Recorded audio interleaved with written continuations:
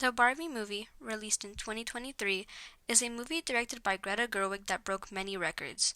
Considered by many as the greatest movie of the year, competing alongside big hits like Oppenheimer, the Barbie movie grossed almost $1.5 billion worldwide.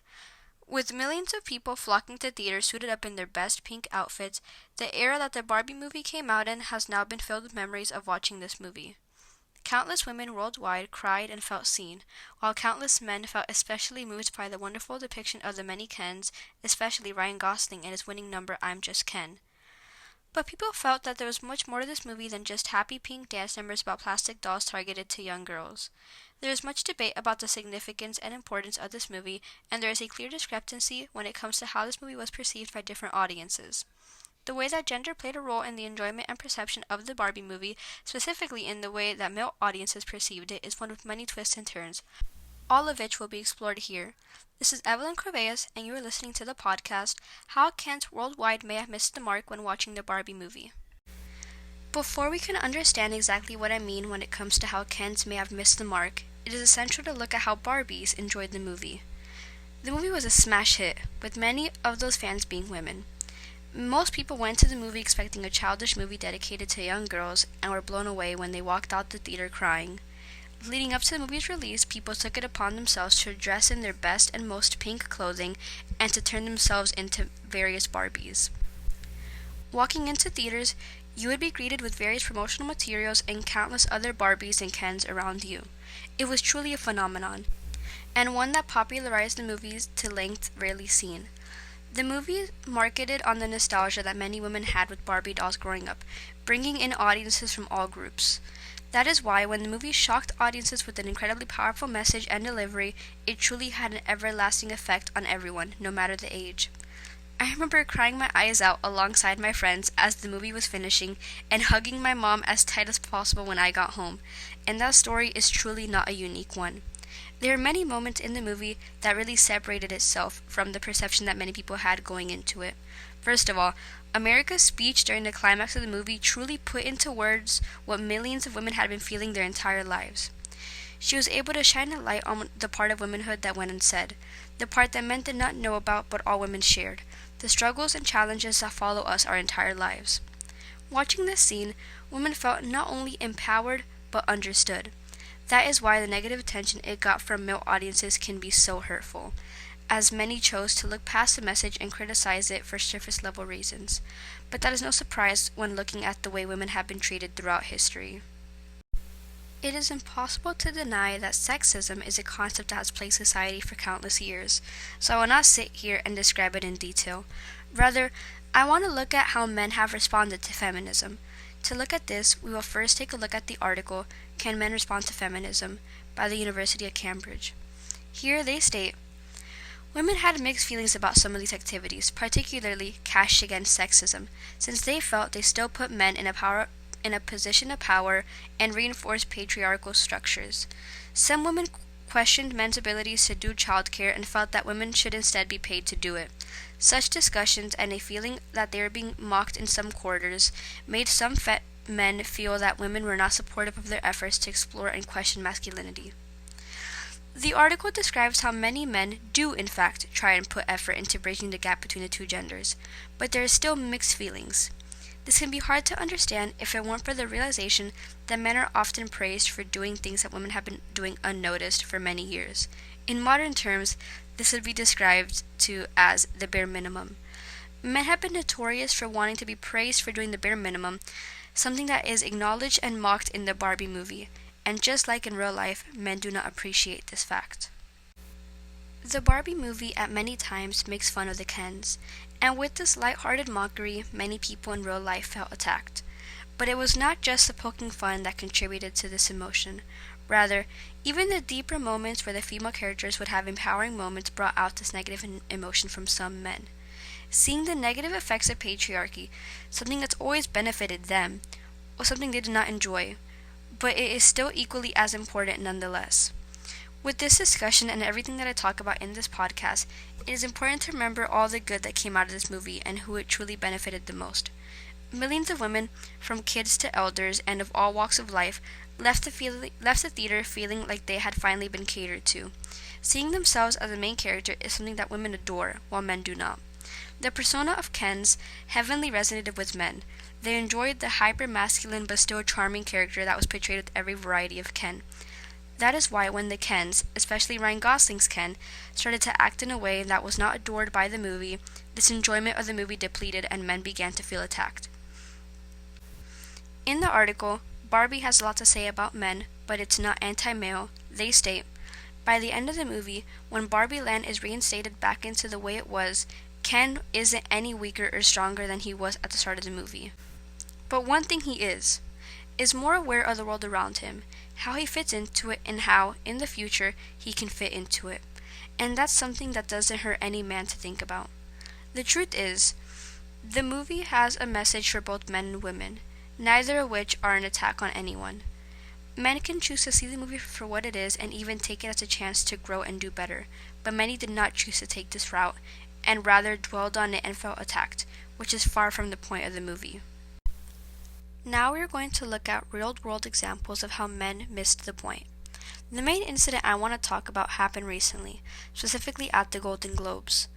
The host of this event, Joe Coy, brought up this movie in a way that seemed almost like a joke, although sadly it was not. He refers to the movie as a movie about plastic dolls with big chests, which I am also saying with much nicer language so as to avoid being inappropriate. To say this about one of the most adored movies with the actors and directors listening is truly a disgusting comment that had many appalled. Another major event that will be discussed is I'm Just Ken winning the Critics' Choice Award over What Was I Made For, and Ryan Gosling's reaction. But I'm going to save this for the interview with my favorite Ken in the next segment. Okay, now for this segment, I'm going to conduct an interview with a very special Ken, Nicholas. Hello. Okay, so as a Ken, as a man, I know that you went out and watched the movie with me and a bunch of friends a couple months ago. First, I'm going to ask a couple of questions. I want to see your opinion as a male.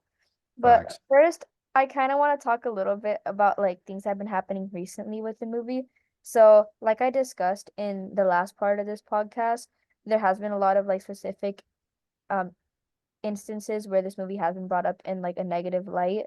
So, first I want to talk about the Joe Coy incident that happened at the Golden Globes and just like see your thoughts on that.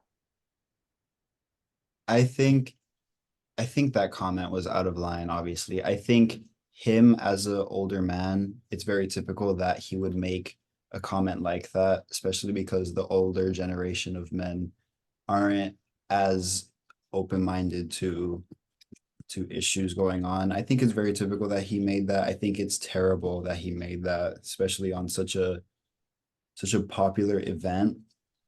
I think it was very disrespectful and yeah, I feel like the backlash he got was very deserved. I agree. That's like a pretty common opinion to have. Like, you shouldn't really say that about a movie like that, especially when like, the people who made the movie were like in the room. But another one that I think had like a little more mixed reactions was the fact that I'm Just Ken won the Critics' Choice Award over What Was I Made For? And like, I think it kind of got mixed reactions because a lot of people were saying that like it did deserve the win. And I'm not saying it doesn't because it was an amazing number. But just like the principle of that winning over What Was I Made For, like kind of like missing the point of the movie, and even like seeing Ryan Gosling's reaction during that award show. Like, I kind of want to see what you think about that because that one I feel like a lot of people think that it wasn't as black and white as like the Joe Coy incident. It definitely isn't as clear as that one. I I'm not I'm not sure about whether it was right for a Ryan Gosling song to win. I don't know what winning is based off of. I think the Billie Eilish song, I'm sorry, I forgot the name. I think that one should have won because it portrays the message of the movie better and it touched the audience way more than I'm Just Ken did. I don't agree with it. I think what was I made for? Yeah. I think that one should have won, but you know, Yeah, I agree. I mean, I do think What Was I Made For should have won, But like also I can't I'm not that mad about it because I'm just Ken was an amazing number and it definitely did deserve the win.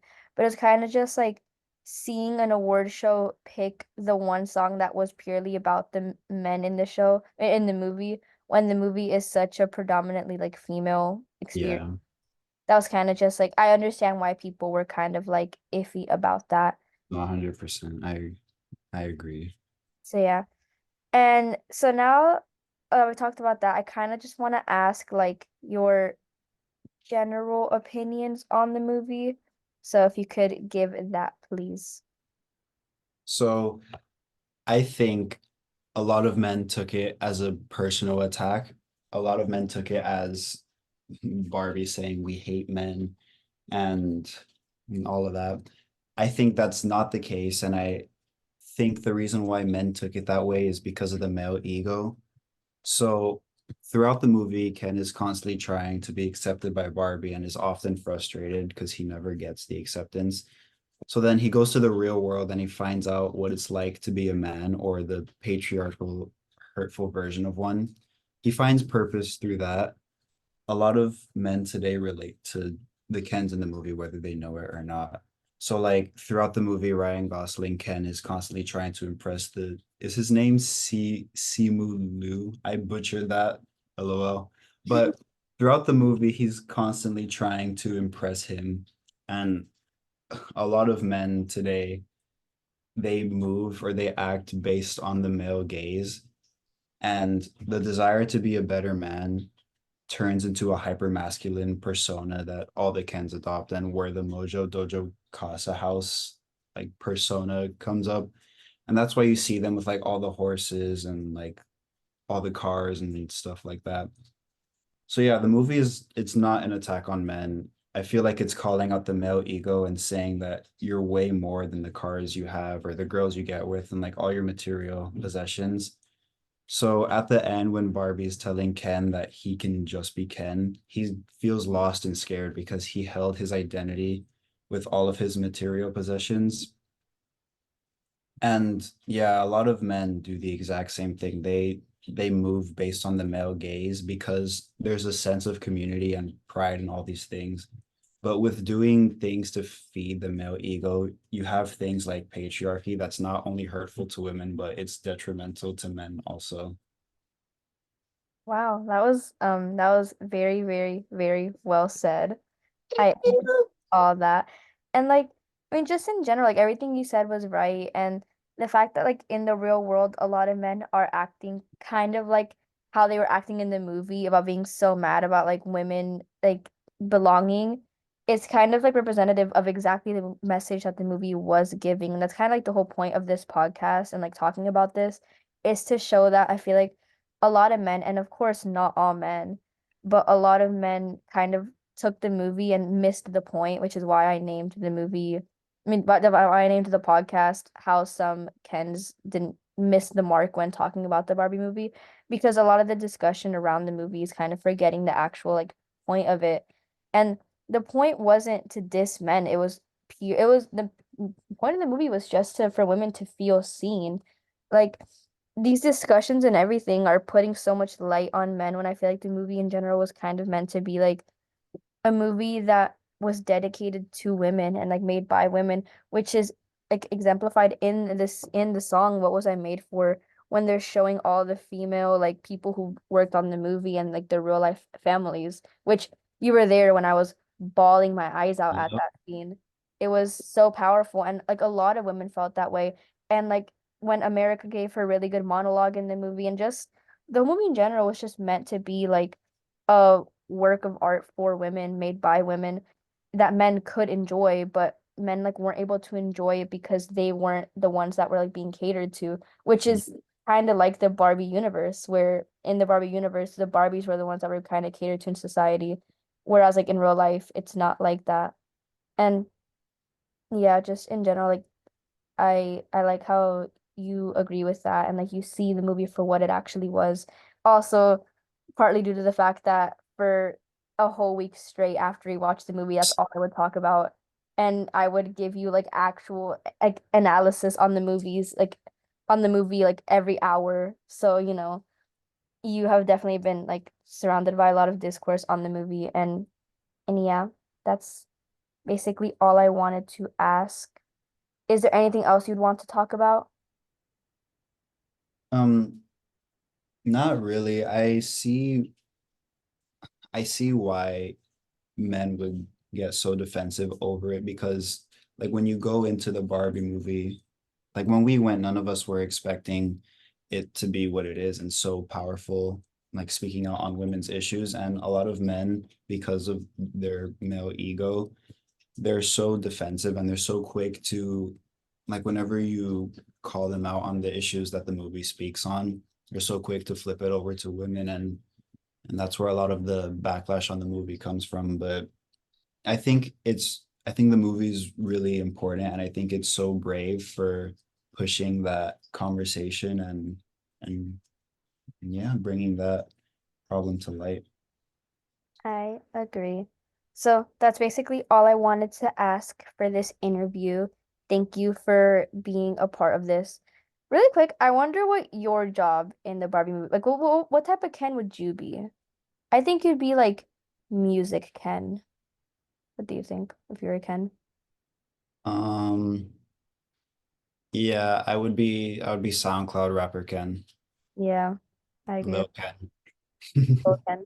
Okay, that's basically it. Thank you. You're welcome, Jet. Okay, bye-bye. To wrap things up, I just want to reiterate how important this movie was to so many. I know that for me personally, I was truly moved by this movie and it exceeded all my expectations. It was by far one of my favorite movies I watched in 2023 and probably my favorite release of the year. The impact it had on female audiences worldwide truly made its existence worth it, and although some men may have felt attacked, that only proves how important and representative it was of the real world issues that predated it. I want to thank my wonderful interviewee, SoundCloud rapper Ken, for being part of this production. This has been Evelyn Corveas, and thank you for listening to the podcast, How Kens May Have Missed the Mark When Watching the Barbie Movie.